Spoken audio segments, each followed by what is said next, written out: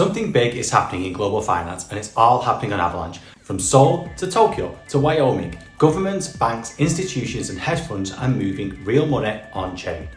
From Korea's first one-backed stablecoin, Japan's regulated JPYC, America's state-issued front, and even $300 million in hedge funds from SkyBridge Capital, all built on Avalanche. This isn't just speculation anymore, this is real-world finance rebuilt for the blockchain era. Here's why Avalanche is becoming the home for stablecoins, payments and institutional adoption worldwide. Institutional adoption is live on Avalanche. Let's see why. First up, let's take a look at stablecoins. Let's look at what we mean by a stablecoin. A stablecoin is a digital cash that runs on a blockchain. Every coin is tied one-to-one to real money, like for example the Korean won, but it moves instantly, transparently and at low cost. This makes it perfect for transactions on-chain as the value is constant. So what are the big stablecoin partnerships we've seen on Avalanche? We've got Wyoming's FRNT, the first US state-issued stablecoin.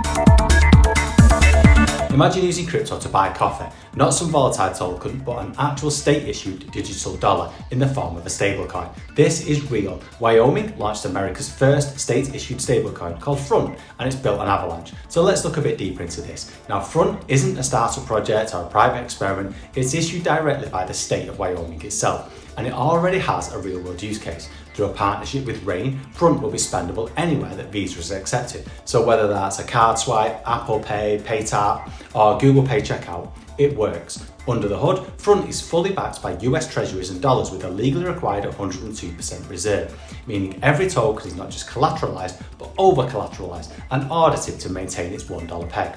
Wyoming was a natural birthplace for this. The state has been pioneering crypto-friendly regulation since 2016, passing more than 45 blockchain laws.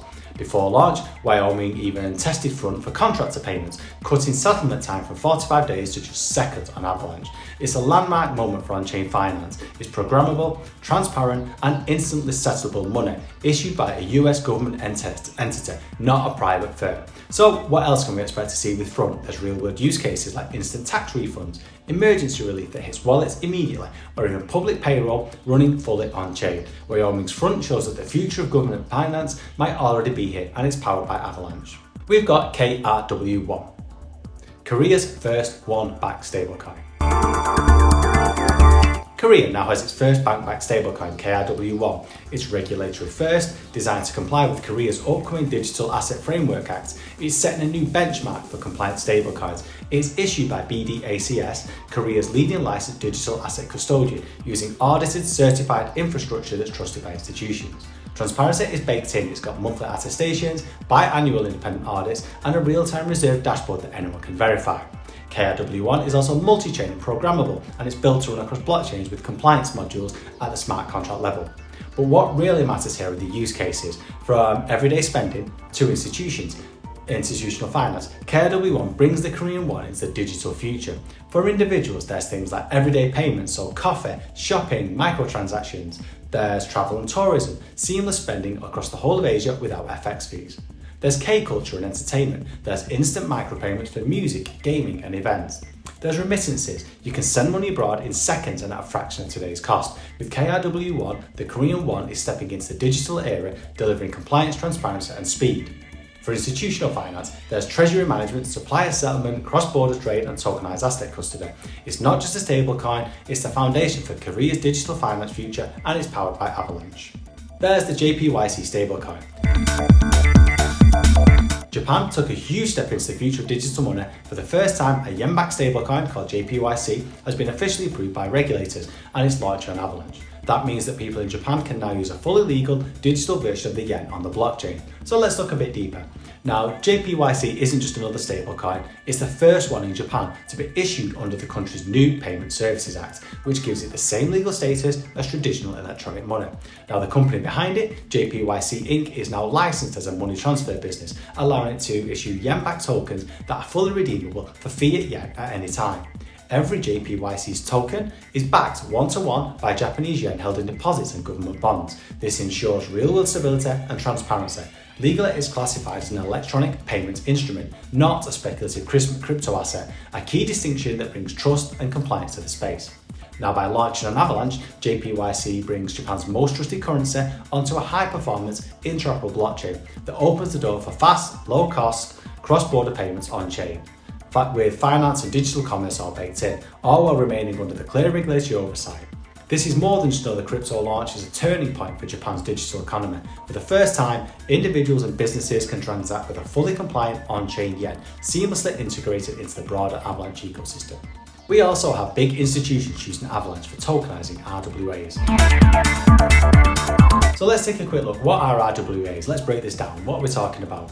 So what exactly is a real world asset or an RWA? It's anything valuable that exists, usually outside of crypto. So think of things like real estate, cars, art, government bonds or contracts. Right now, ownership of these things is usually tracked through decades old processes, slow, expensive and prone to errors and fraud.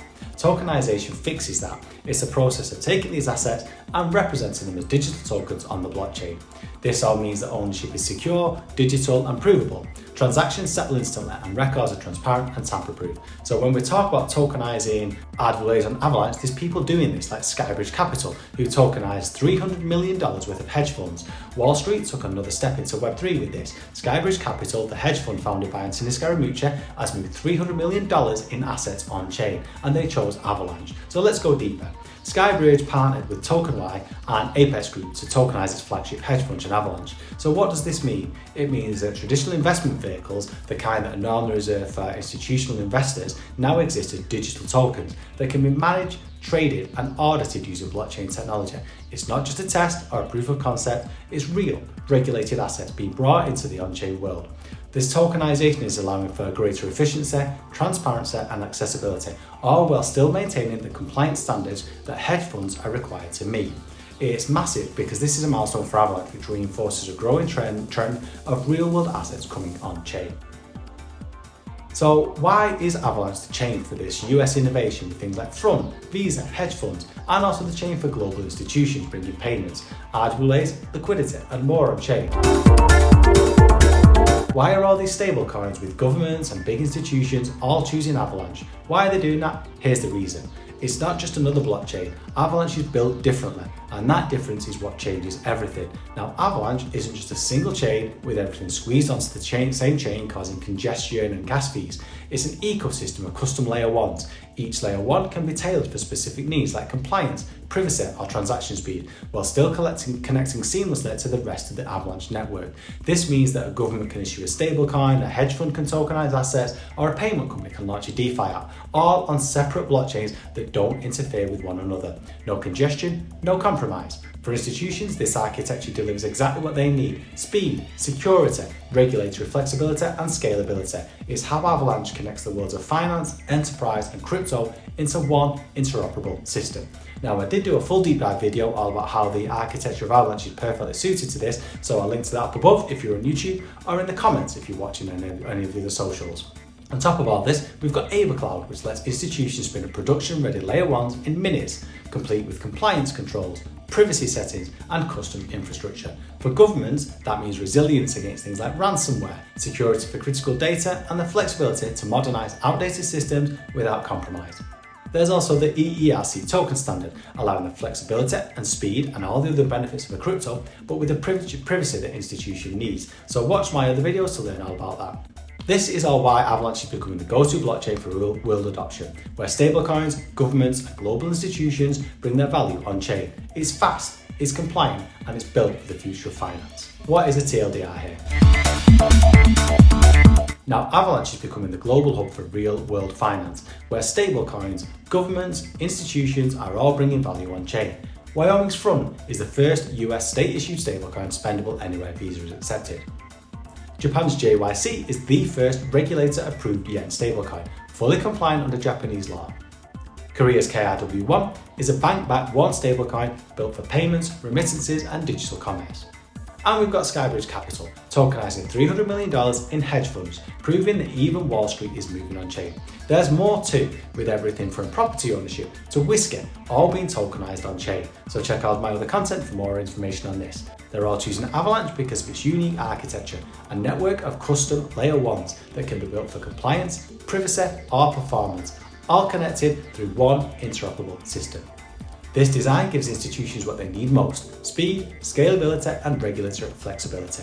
It's how Avalanche bridges traditional finance and Web3, powering the next generation of stablecoins, tokenized assets and global payments. Avalanche is where institutions move to go on-chain. If you want to know more about Avalanche, jump on the Avalanche website, avax.network. Go to the Avalanche blog, avax.network/blog, or follow Avalanche on X, which is @AVAX. My name is DeFi. I create content all around crypto, blockchain, Web3 and more. I am a member of Avalanche Team 1, so there's always all of the Avalanche news. I also like to talk a lot about the real world use cases for crypto, so things like real world assets being tokenized and institutions moving online. Now if you do like this type of content, jump on, follow me on all the socials, and follow me on YouTube and subscribe there on my YouTube @DeFi_Sci. Hope you enjoyed this, peace out, good vibes.